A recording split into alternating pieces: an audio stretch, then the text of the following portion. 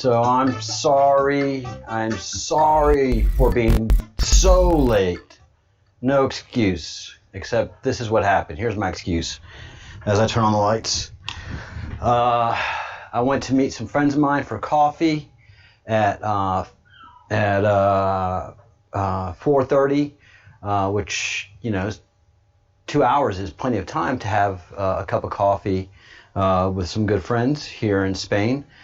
Well, it doesn't work like that here in Spain. You get into a time vortex, time-sucking vortex that takes away an amazing amount of time. Next thing I did, I looked at my watch, and it's 7 o'clock my time. I was supposed to be on air 6:30 my time, a half hour late. Now I am literally 50 minutes late. I am absolutely so very, very sorry to everyone. Thank goodness I didn't have a guest lined up. I just wanted to talk about where we go from here on the project, and what are we doing in so many senses. Let me fix, because I was in such a rush. I couldn't clip everything appropriately. So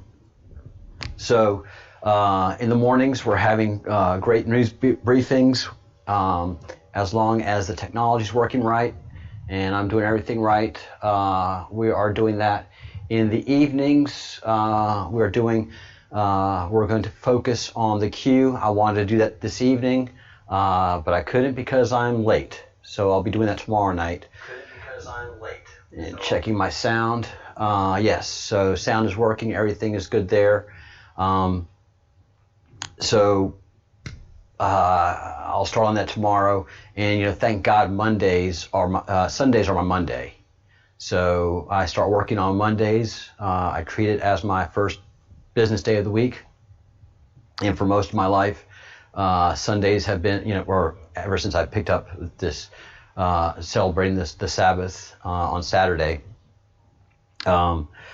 Sundays are my Monday, and usually anything I start out, I do poorly until I learn how to do it right. And so thankfully I've made all my mistakes on Sundays, when very few people are noticing and are working or involved. So this morning I had a disaster. I had my music up through most of the show. I thought I was doing good until I noticed that, and now I'm noticing that my light is a little bit too bright, too harsh for you guys. Yeah, that should make it easier.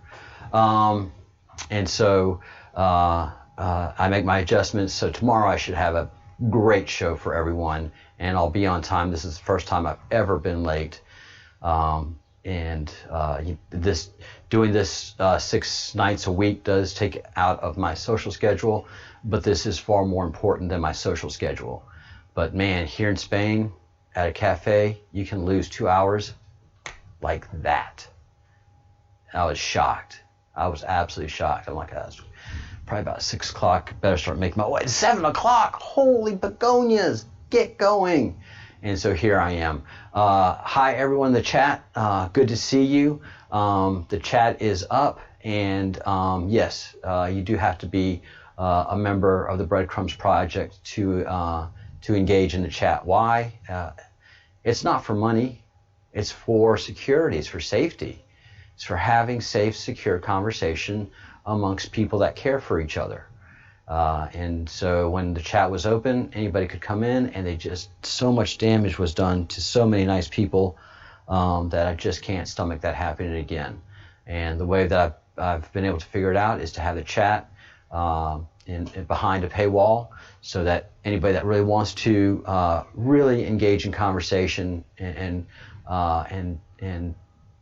talk with friends, we'll see the value in $2 a month in doing that, and it's protected. I'd rather not have any conversation at all, any chat at all, as opposed to what was happening the last 2 or 3 weeks in my chat room. And for everybody that's upset that they can't do the chat, I am so sorry. But the mission of this channel is important, and we do good work here, and we don't do damage here. And so much damage was done in the chat. So the chat is up, it's working, it's available. It's for members of the Breadcrumbs project, official fellows of the Crumb, and enjoying the fellowship of the crumbs. And come join again. For those of you who cannot afford it, there are members who are wanting to help you, and they will we will make arrangements to cover your cost in the to join the chat room. So that is absolutely available to you. Today was a pretty eventful day as far as understanding the geopolitical situation that we have around the world. And it's not just the United States that's experiencing a fragile geopolitical situation. China is under an enormous amount of stress right now. Enormous. They're having severe flooding. They're having issues in their provinces that they have not seen before. And there's a lot going on, up to and including the virus still being present there. But China has engaged in a cross-border skirmish with India, and India is reacting very strongly to that situation. So India is repositioning itself geopolitically, and so all these re-entrenchments and all of these movements politically are having effects throughout the world, and so we should be cognizant of that, especially if we're paying attention to the world through the prism of the Q. The Q has made it clear that governments are not serving their people, and governments have become quickly the enemy of their people and the taxpayers that entrust them to do their jobs. And a lot of this has just happened through the slow creep of Stalinism, or Marxism, or socialism, whatever ism you want to put on there. It's done damage not only in America but throughout the world. Look at it here at the European Union. The European Union is under immense stress right now, and it may not survive up till next year because they don't have a budget, and they have to have a budget next year. Next year is their begins their 5-year budget, and they don't have an agreed-to budget. On top of that, they have all the stresses of all the countries that are suffering under COVID, and the countries of the European Union have not agreed to on how to handle all those cost overruns. So just about every country, every political union is under a lot of stress right now, and their populations, their citizenships, are not happy with the performance of their governments or with what a lot of things are occurring. And we're seeing that for those of us who pay attention to the news outside of the mainstream media. If you're just paying attention to the mainstream media, a big sector just says orange man bad every single day, and then you have other half the sector that is saying, look, we have a lot of issues, let's deal with them, and let's talk about policies and long-term policy issues. And those people just get yelled at and shouted down. So one of the things that we don't have in government is measuring success or failure of programs. Do you ever notice that? Do you ever notice that there's not a study, once a program starts in the government, there's not a study on the success or failure of that program and what good it is doing or what damage it is doing, where businesses have to work through that paradigm every single day. If they're not making their customers happy, they go out of business. If government doesn't make its taxpayers happy, government doesn't care. And so that mentality that has fostered through the last 40 or 50 years, those chickens are coming home to roost. And so for every action, there's an equal and opposite reaction. For every citizenry that is ignored, there is a revolution waiting to happen. Yep, that is an absolute truism. And the Q is a great example of a revolution that is in the process of happening, but one that you just don't know about, one that's not on TV, one that's not a live action role playing game, or what the term that you hear nowadays, a LARP. What the Q is fundamentally is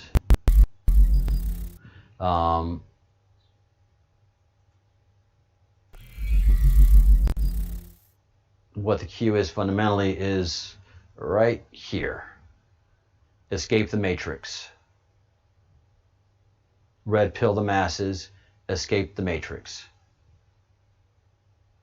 And the matrix is the matrix that government and society has put up for itself to be able to ignore the ills of society and the problems that are occurring.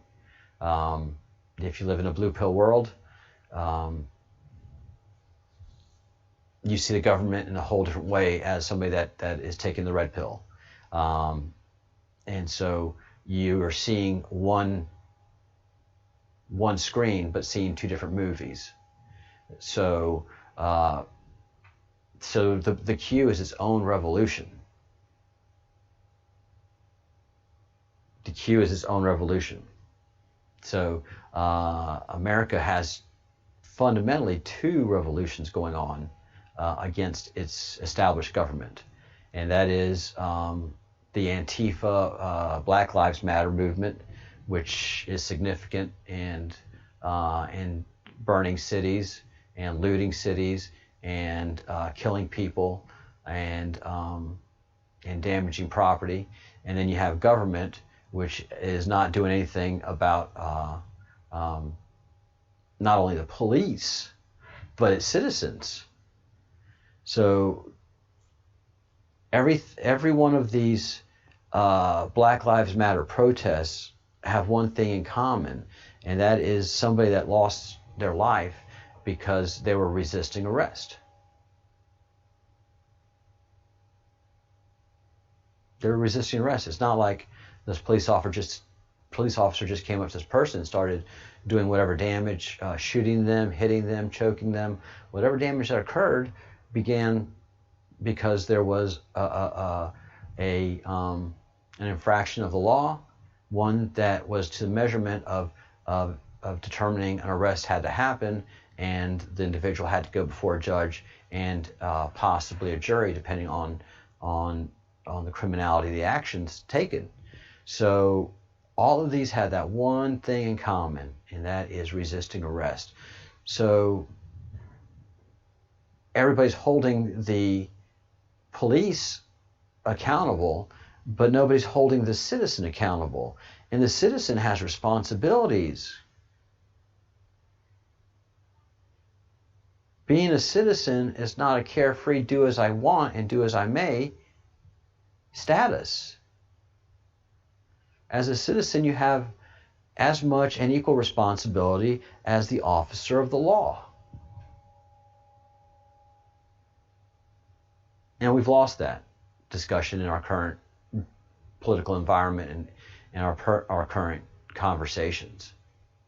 Nobody is talking about the fact that all of this started because a law was being broken and the lawbreaker was not giving consent to be arrested. And all of this is also happening because the people who've lost elections were refusing to accept the loss of those elections and want to overthrow the current government and put their form of government in charge and in place. So it's just a grab for power. And that is just not something that a society, a democracy, a republic can withstand or should tolerate. And quite frankly, there's just there's the situation where we are right now with the red pilling of the masses, where your standard everyday citizen is noticing what's happening because you can't anymore sit in the middle. You're either going to take that blue pill or you're going to take the red pill and stay there. And so that is what's happening in this red pilling process. You can't sit in that middle ground anymore. There's not. It's a very, very, very skinny. It's right. Actually, it's just a fence post anymore. It's just a fence with fence posts, and so you have to balance yourself there, and you're going to eventually have to fall either to the red or blue side. And so with the red side, there is a loose structure and organization that'll help you and give you a roadmap as to all that you've been missing since you've been on the blue pill. And that's this whole Q map. Some of it you can buy into, and a lot of it, most of it, is tied into some kind of documentation that's been released by the federal government. And so a shaman and some volunteers have been able to take a lot of incredible information and sort it out properly on this map and give it life and definition. Most people who look at this have the hardest time figuring it out, and we're going to take the time to figure it out. I've done a couple of false starts already. It's just trying to get the rhythm and gist of how to do something like this, and also the time and research that it takes to do it as well. But I do want to do it right and do it well. So I'm going to restart that effort again, because we do need a good video library for people to turn to, and also network ourselves, because we do provide an incredible amount of information and a great service.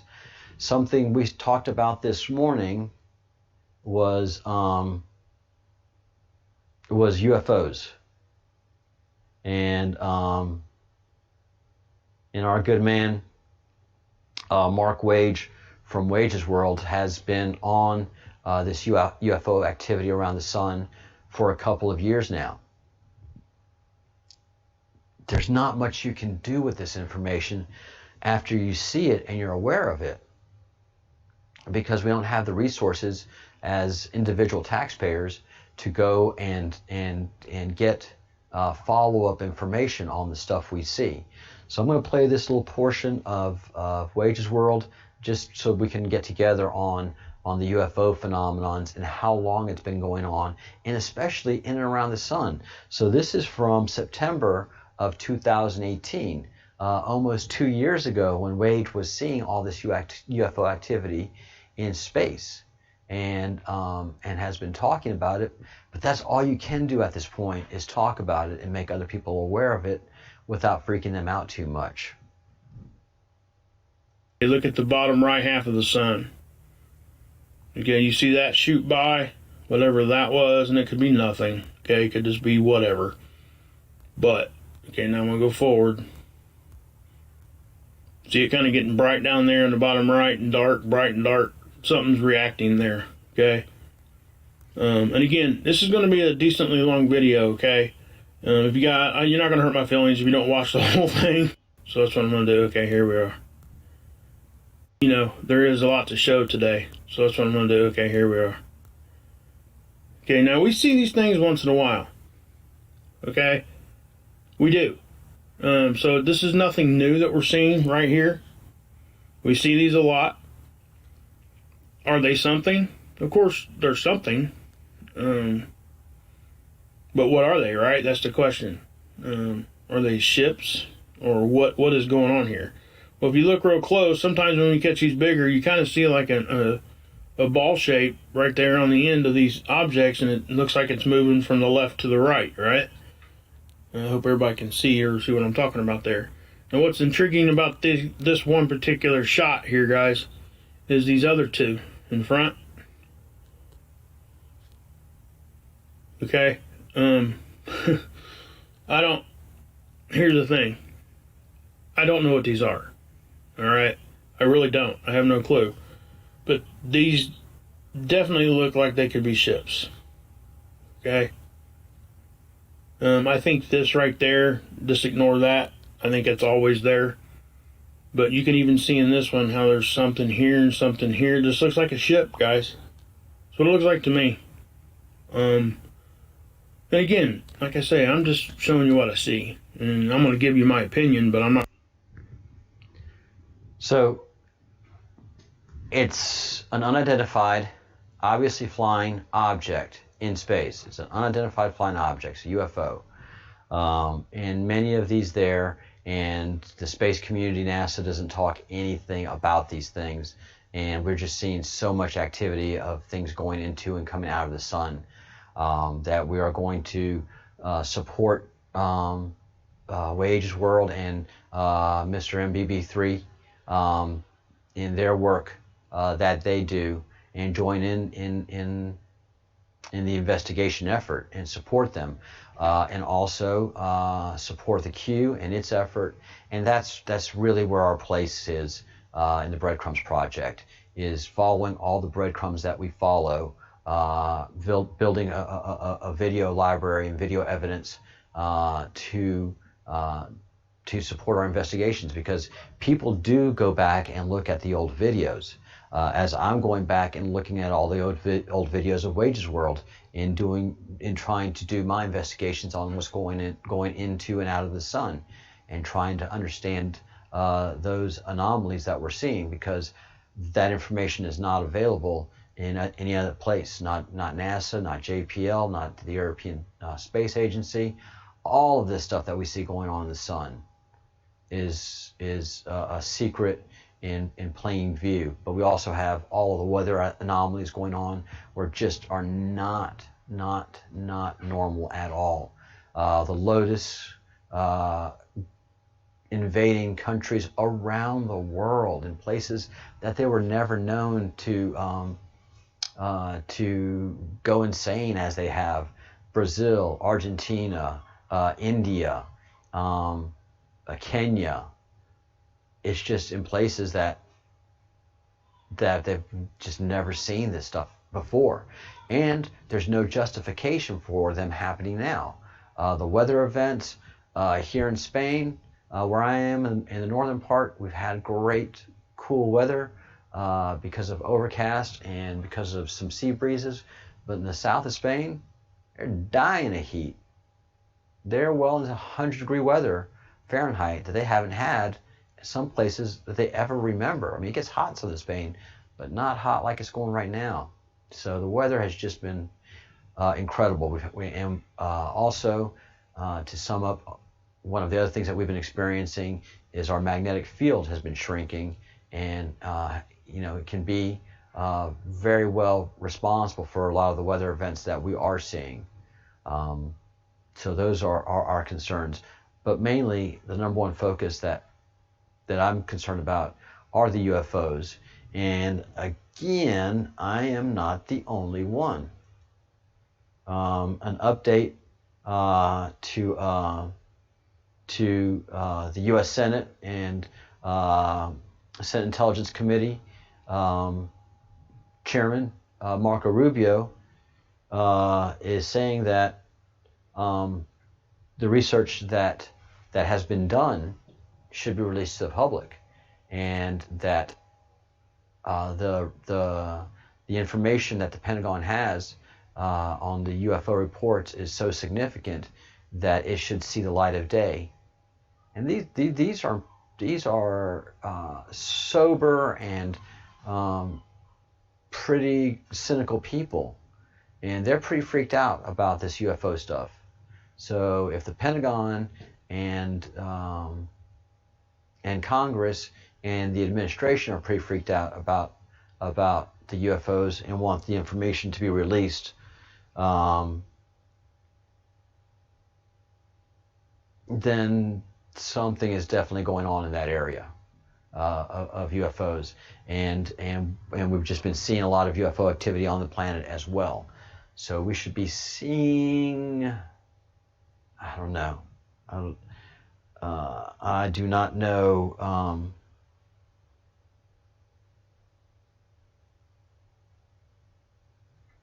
I do not know what the culmination of this is, but it is culminating into something, and I can't.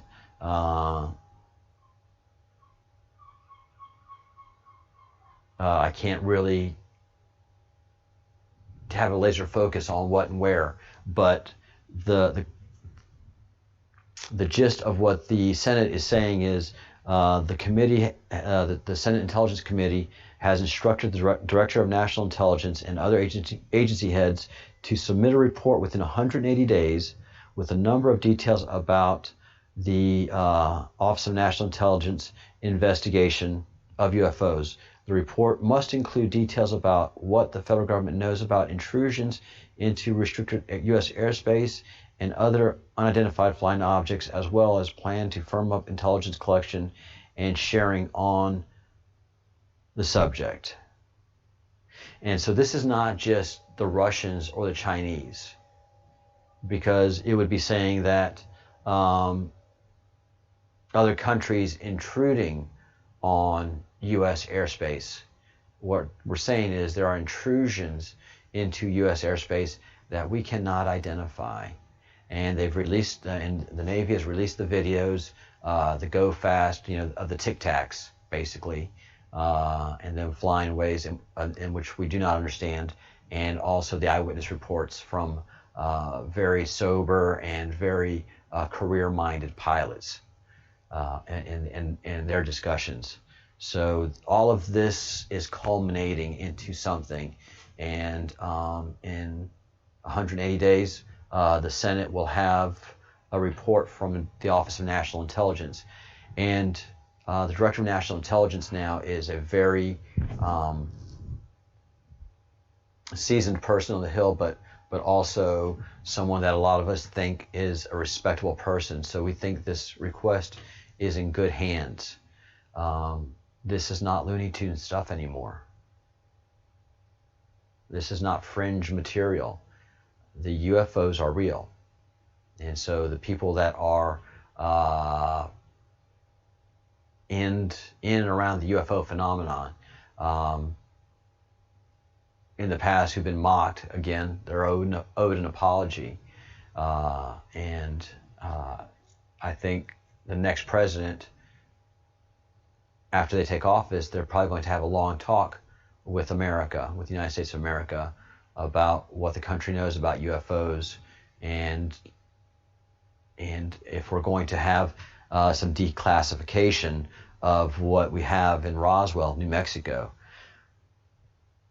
I've had two people in the last 2 weeks that live in New Mexico mention to me. One said that they have friends that work in labs, and this is in reference to UFO activity. They have friends that work in labs, and that's all that they're going to say. And so you don't have to say much more than that. And then I talked to another person this week, and they said, yeah, we have every belief in UFOs. We see them. We have people that come through town and show us plenty of tape, and there's just so much tape of UFO activity that that is just no longer laughable. It's significant, and obviously the Senate of the United States is taking it incredibly seriously. And too far behind can't be the story of Nibiru and Planet X. All of the astronomy that has to do with planets and the solar system, and this is something I've been learning about more the last couple of years. Our solar system indicates in its makeup and its orbital path that there's a planet that we can't see that influences the orbit of our solar system, and so much so that this is how we were able to back in the 1800s. We were early 1900s, late 1800s, early 1900s. We were able to figure out where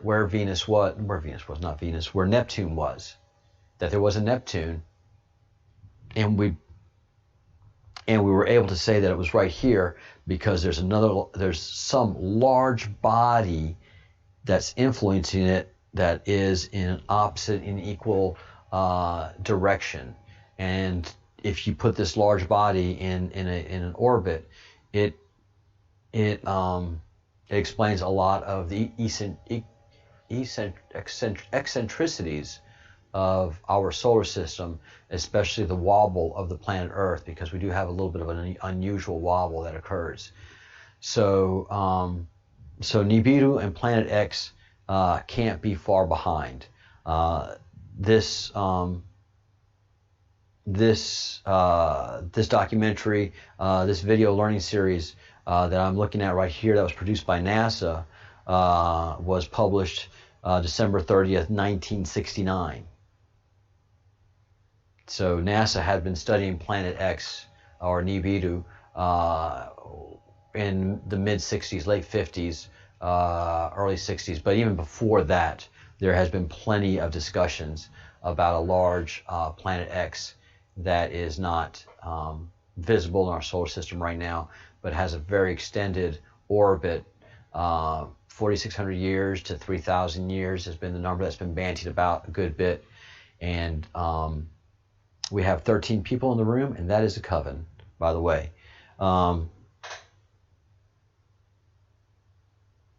And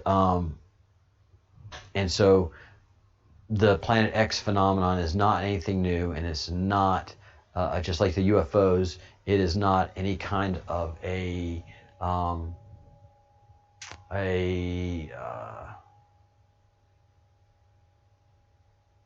hoax. Something being made up by silly people. It's established nicely in science. So these are things that are going to start firming themselves up in our view. Also, we'll be talking to Angel hopefully this week, and also Partha, and they give us clarity and focus on these subjects as well.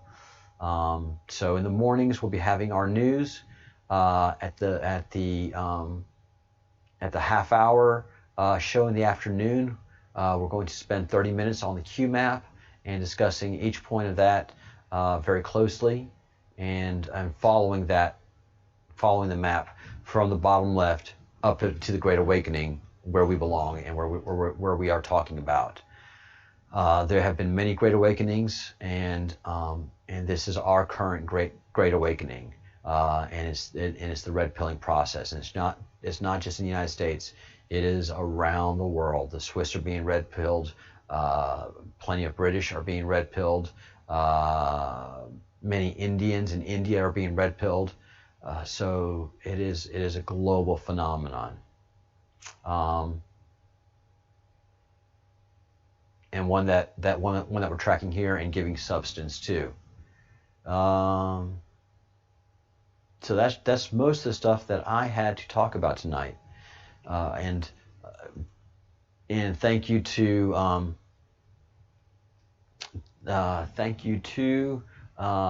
our guest of last week, Ferosa, who gave us very interesting lecture and discussion about Zoroastrianism, its history, the symbology that it uses, its simplicity, and the fact that anybody can be a Zoroastrian. You just have to do the three things I'm always talking about, and that's saying good things, thinking good thoughts, and performing good deeds. Then you have, on the whole other side of the spectrum, Karl Marx and Marxism, and this is if anybody has any time to spend on Marxist.org and do a little deep diving, you're going to find out that Karl Marx was not a very good man, and did not want the best for society or the best of society, but he just wanted to control society, because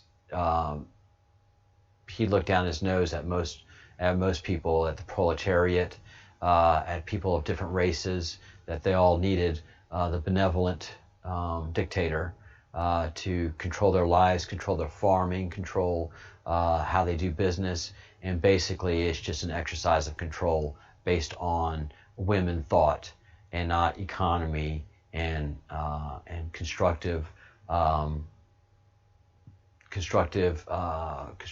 observation on how society actually works and how an economy actually grows and how to lift people out of poverty. Everything you read from Marxist.org, it is just all central planning, and it all sounds great on paper, and it never works on execution. And that's the cornerstone of engineering, is that whatever you put on paper, hope to goodness it works in the real world, because if not, then there is death and destruction. So engineers, doctors, proper scientists that have to put rockets into space, they go by one science, and then you have academic science that just writes a bunch of hullabaloo and doesn't observe the scientific method, which is everything's an idea until you can put some experimentation to it. And if you can put some experimentation to it, reproducible experimentation, then you have a theory. And then if somebody can take all of that reproducible experimentation and the thought behind it, and they are able to reproduce it again and again and again successfully, well, then you've made a law. But that's stopped in academia. Now you have peer-reviewed papers. So instead of actually doing the science, you have somebody that reads something you've produced and says, whatever you've produced is amazing. It's just as good as or as close to a law as possible. Although I've not run the experiments myself, all I've done is said, I've read this paper and I agreed to what this man says, and it's been published in this document, in this publication. So this is as good of a law as you're going to get. No, that is not as good of a law as you're going to get. You get a law, but by doing reproducible science. Does that sell publications of that periodical? No. Is it boring and tedious? Very. Is it glamorous and attention-getting? Not at all. Peer-reviewed papers, they've come out with some incredible things that they've had to correct again and again and again. And one of the best lines that I keep hearing again and again and again: experts are surprised, scientists are surprised. Well, if you're an expert and you're surprised, well, you're not that much of an expert. And if you're a scientist and it's not obeying a law, then you should be surprised. But anything else shouldn't surprise you at all, especially if you've actually done lab science. If you've done good laboratory science, the things that happen in space shouldn't surprise you at all. And yet they keep on being surprised and being surprised and being surprised. Academia, what have you done to the world? I mean, the academia, grade school, high school, and colleges and universities are what produced this snowflake generation, this generation of Marxists that have nothing but a list of demands and no experience or forethought as to what their demands would yield and how their demands would actually impact society, life, families, and communities. But it's just one screaming demand after another, justified by further screaming and pounding up tables. So Marxism has ruined academia, has really put the mick into science, and unfortunately, we really can't even have good scientific discussions because they just devolve into arguments, because you have academia telling itself fairy tales like asteroids are made of ice and the sun is a nuclear event that expels billions of tons of gas into space.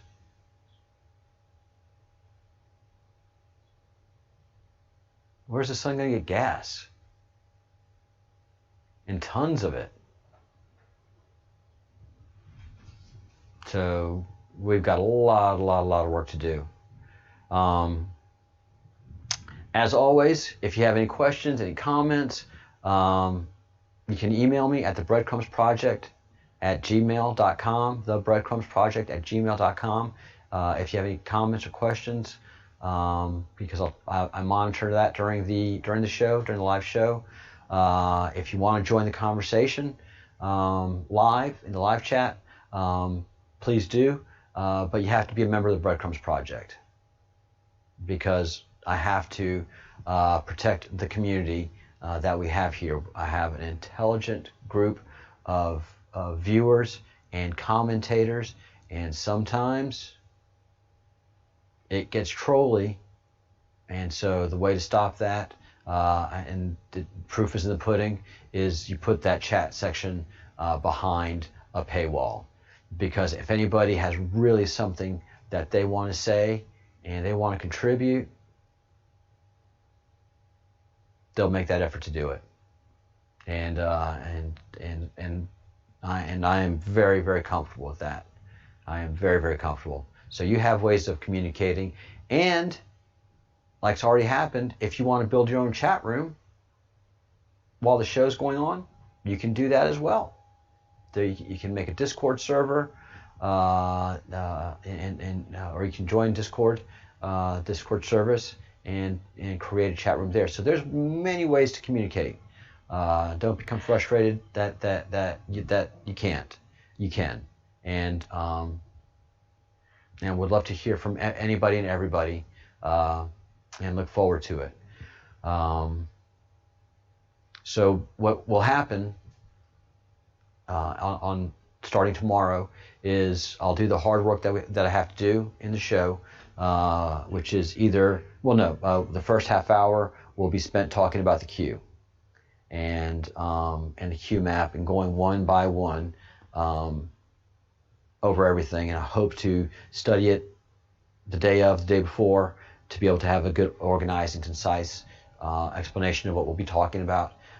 Then the next hour and a half we'll spend talking, wrapping up the day, the analysis and the news of the day, and then the last half hour, starting the last half hour, we'll be in the chat room, and we'll do a toast, and we'll have a breakdown of the conversations of the day, and enjoy each other's company without being trolled, without having to argue.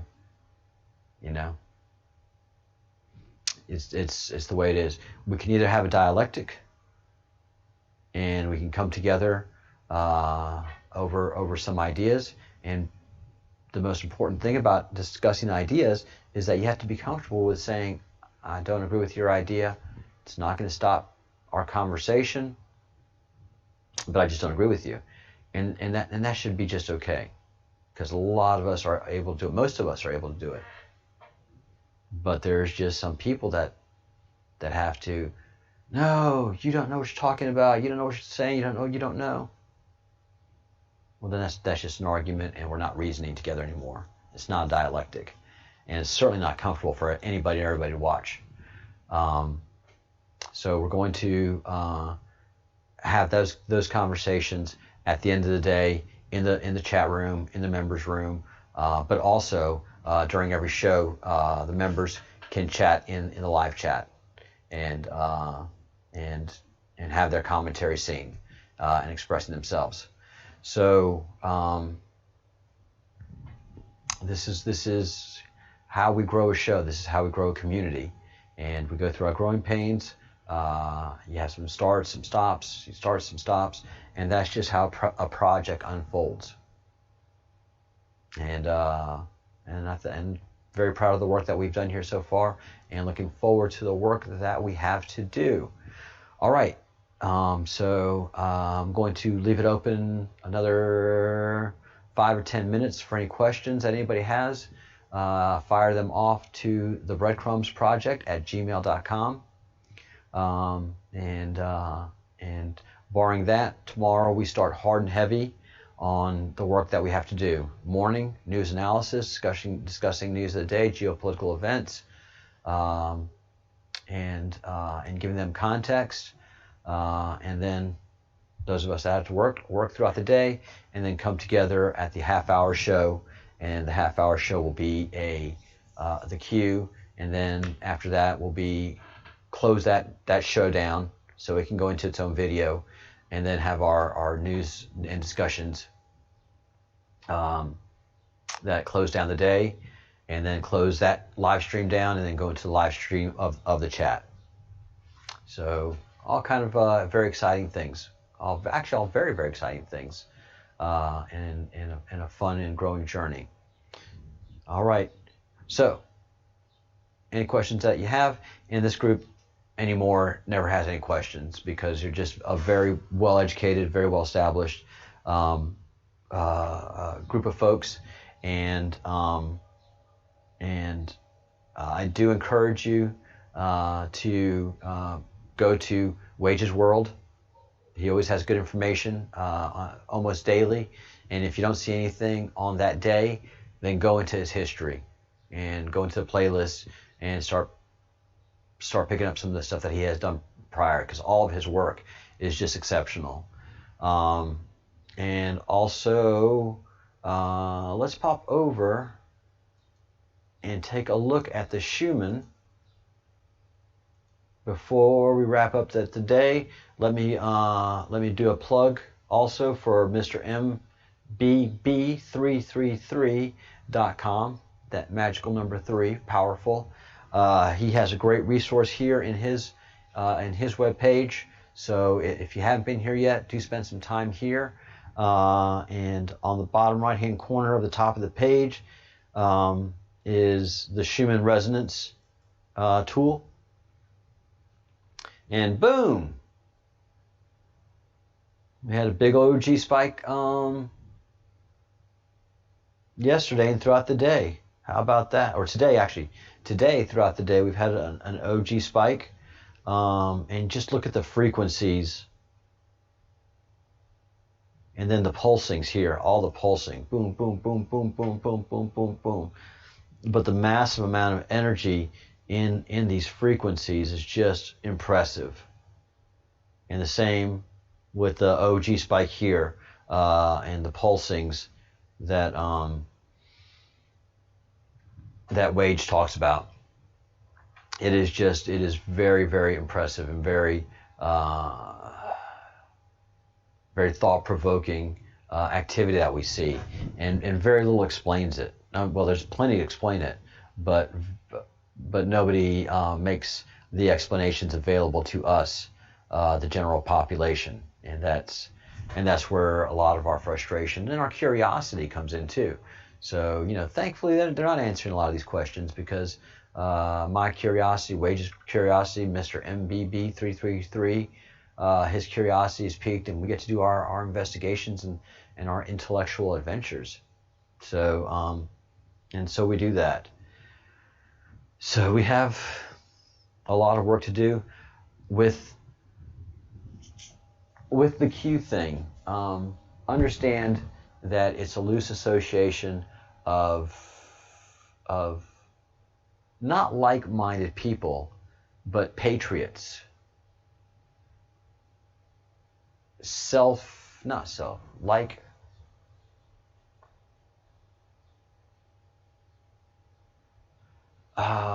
would you call the Q?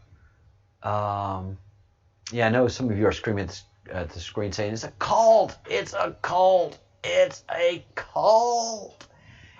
It is...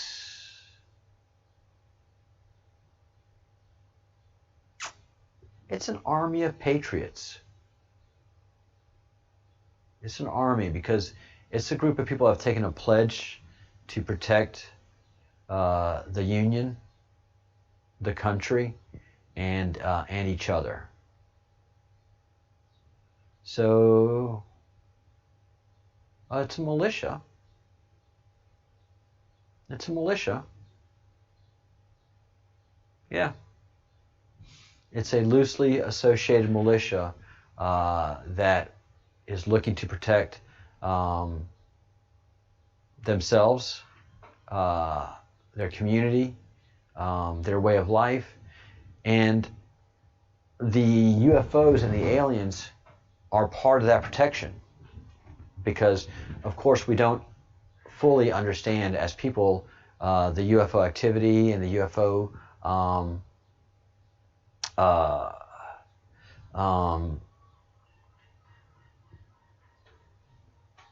population. We don't know who they are. We just know that they're in and around the planet, in and around the sun. Of course, they're very powerful. If they wanted to cause us any harm, they certainly could have, and a long time ago. But that's not the case. So, you know, we just have to study it and prepare ourselves for that eventual meeting. So, guys, that's how the UFO phenomenon blends into the Breadcrumbs Project and into the Q phenomenon, because the Q talks. The Q is the only thing talking about the sun being a portal. The Q is the only thing talking about all the spirituality of the Tibetan Indus Valley and Hindi cultures, and of meditation and the solar flashes that we've seen with our own eyes. So I feel very, very strong in our mission and what we are doing here. And I just thank y'all for your support.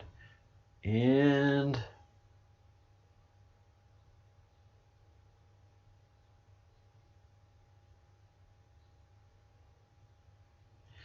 Eggman. All right, Eggman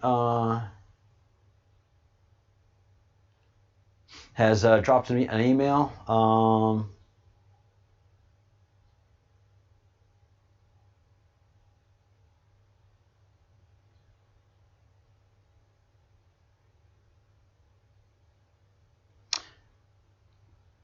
I won't put your comment out there publicly, Eggman. If you want me to, let me know, and I'll post your question. But no, she was Zoroastrian, and she's just talking about her life experiences. She wasn't anti anything. So she was just, and I'm just trying to answer your question publicly without getting into the details. You know, her life, she's had a very long and varied life, and she's interacted with many communities, and she is just speaking of her experience.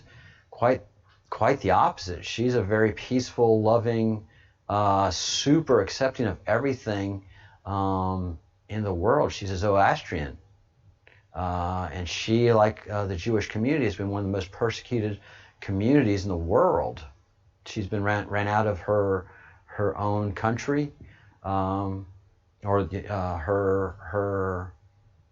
her religious experience, because of the intolerance of a certain community, and then has had interactions with another community, and she's got to voice that. It's not that she's anti anything; that's just her experience, my man. So I'm sorry that she couldn't see through what she was trying to say and let those things cloud her story. I think she's a great guest, and I'm certainly going to have her on here again. There's not a lot of Zoroastrians. Eggman, if you can give me another Zoroastrian and help me with that, that's great. But they're going to talk about their life experiences. And so, and you've had your life experiences that it'd be hard for other people to understand, right?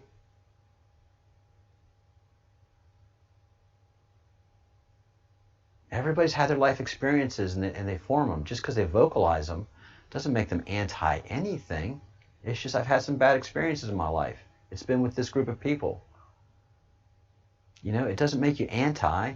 It just makes you cautious and observant. All right. Any other questions?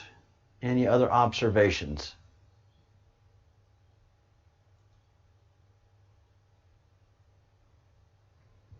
Give you a couple more minutes. Good to hear from you, Eggman. And June, I am working on the issues with YouTube. I'll be able to get more information on Monday.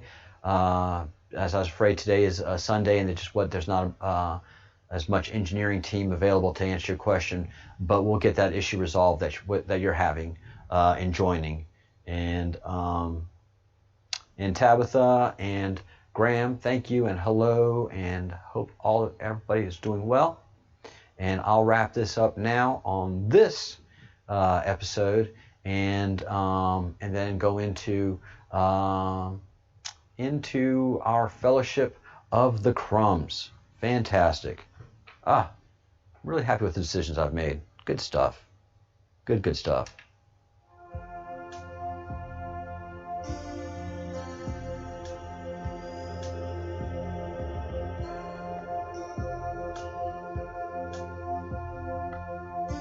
Hey. Thank you for being...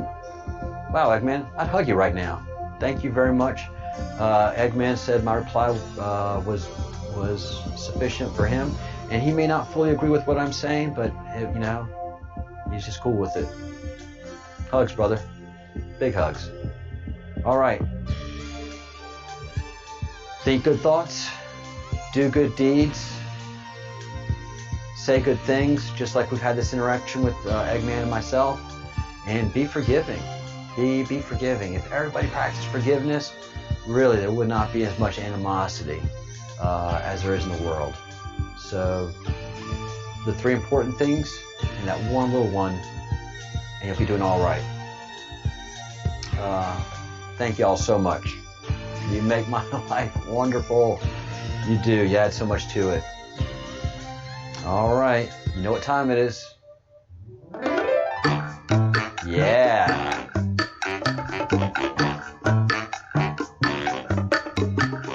A little chair dance. A little chair dance never hurt anyone.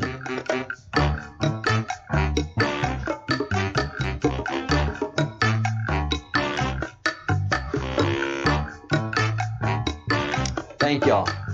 Thank y'all so very much. Have a great evening. Have great fun. And we'll see you tomorrow morning.